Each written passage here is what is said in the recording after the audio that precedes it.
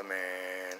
Welcome to this series of videos that I'm going to do called Remote Neural Monitoring EMF Broadcast Attack. Um, this is going to be about when gang stalkers attack you with EMF broadcasts using remote neural monitoring. And I'm going to do several different parts. This will be an ongoing series, and I'm going to talk about the different ways that they can attack you with the EMF broadcast and how it all works. And if you guys have any specific sort of attacks that they've been doing to you, I'd like to hear about it. Maybe I'll do a part dedicated just to that. This first one is going to be about ears, okay, because that's one of the ones that they do to me a lot, and it seems like one that could be very damaging, and it's very painful, and it seems to be a favorite of these gang stalkers that attack me. So let me start off by explaining some of the ways that they can do this, okay? The main way that they attack you on your body is what they call monitors. It's an EMF broadcast, and it's just basically a little person. They call it little people, okay? I know it sounds ridiculous, and it is ridiculous, but it's the truth, all right? And I'll sit here and say it because it's the truth, and eventually the truth will stand up, and everybody will know the truth. People think it's direct energy weapons, and it's not. It's what they call a monitor or little people, and it's a small broadcast representation of that person, okay? So basically, it's what they like to keep on a targeted person. They like to keep a monitor on a targeted person. So with this little broadcast, they can run around and get into your ears and crawl up your nose and mess with your eyes and do things around your body, and that's what's causing all of the pain. Okay, so one thing that they'll do with your ears is they'll literally crawl into your ear with this little person, this little monitor broadcast. That's what they call it, okay? They're always talking about their little people. I remember James, this guy, Black James, he was one of the first ones on my channel, and he said, wait till you see the little people. And I didn't know what the hell he was talking about, but he's like, you're going to be blown away by the little people, and I was. I got a video about a year ago of this guy named Ricky was crawling in my ear, and I could kind of see the broadcast, and it was crawling in my ear, and this was before he actually started to hurt my eardrum. He was just crawling in my ear and going into the canal, and I used to try to cover it up. There's nothing you can do really.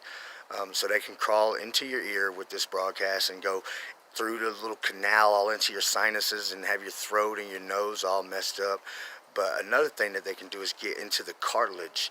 And as far as that video, it may have been lost, but it's probably not, because they crashed a few devices, but I'm real good about backing up all kinds of stuff. So I looked at the video, and you can't really see it on the video, but if I can find the video, I'm going to post it anyway, because there is methods to go about processing photos and video to make EMF broadcasts show up better.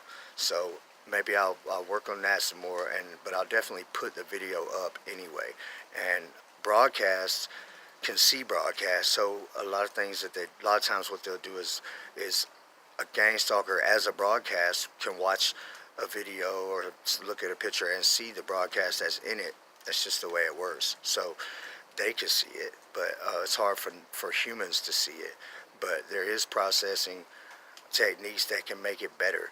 But they'll crawl into your ears, and they can get to the cartilage of your ear, and it's very painful. When they crawl into your ear, into the canal of your ear, it feels like you instantly got a sinus infection, and as soon as they come out, it feels better. But they can actually do things to your eardrum. They can touch your eardrum. It's like it immediately causes a reaction. It feels like it's busting your eardrum. It's like a burning, and it's like a thump. They like to like touch your eardrum real quick with the broadcast, and I believe if they wanted to, they could probably just bust a hole in your eardrum, just burn your eardrum right up. But obviously that would be a provable type of thing. So They're always pushing the limits of what they can get away with. But if they do something that causes physical damage that's viewable by doctors or whatever, then obviously that's going to be some good proof. So they try to steer away from things that can prove it, because the whole thing is designed to make you look crazy anyway. But I promise you it's not direct energy weapons. I promise you it is what I'm telling you it is. Now they can also shoot at you with little stuff, but it's also a broadcast. It's when they broadcast as a full-size hologram around you, that hologram can shoot at you with, like, they can have any kind of so-called weapon that they want as a setting for with the broadcast. But even when they're shooting at you like that, it's still just a broadcast. It's still part of the broadcast, if you can understand what I'm saying. It's not some physical thing somewhere beaming that at you. It's all coming from the satellite broadcast, and it's just a representation of them shooting at you, basically, with like little lasers or whatever. It's not really a laser gun. It's a broadcast shooting at you, and the whole broadcast in general is a broadcast. So all of it is a broadcast, even though it plays out as a physical thing that does cause pain when they do that. But I know it's hard to believe, and I know it's bizarre, but I promise you it's the truth. And a lot of people that have been going through this have seen the broadcast, and I've got videos up where you can see the broadcast.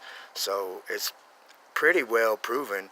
I prove every day that they're using EMF broadcasts with my EMF meter, and the fact that they turn it off as soon as I start making videos.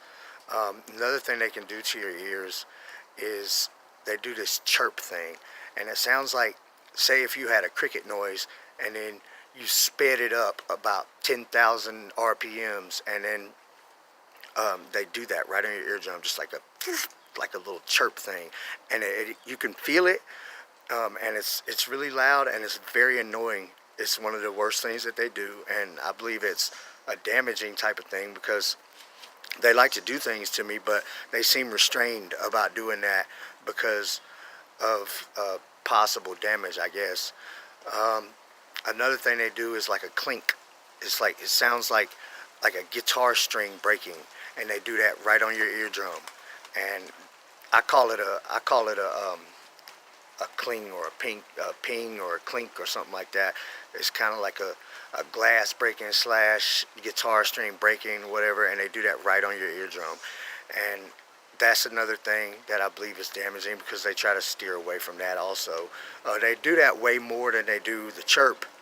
And they used to do the chirp a lot, but I believe somebody told them to quit doing the chirp all the time, because they've stopped doing it for the most part.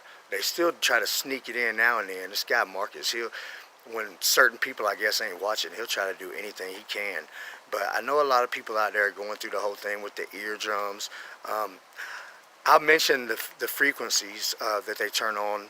There's like high-pitched frequencies that they can turn on that you can hear very well and seem to cause disorientation in your equilibrium and stuff like that. But mainly, I think that's more of a telepathic noise broadcast rather than an actual assault with the waves, with the EMF monitor broadcast. So the ears is one of the main things they do to me. They attack my ears all the time, and it does cause irritation and pain. It causes a lot of pain when they do it, but it causes a lasting irritation in my entire sinus system when they get into my ears. And I don't have sinus problems, okay? I'm not one of those people that's always had sinus problems. I don't have them, period. I just get sore when they start doing it a lot, okay? And that's the only time. And it's still pretty much gone as soon as they're not doing it. Not a person with sinus problems. It's definitely an EMF broadcast, and hopefully I can find that video and put it up where they were crawling into my ear literally, and I'm sitting there trying to cover it up and get it out, right? But a broadcast, you can't wipe a broadcast off. Your hand just goes right through it. So it's a broadcast, so it doesn't work that way. But they can attack you, but you can't grab a hold of them.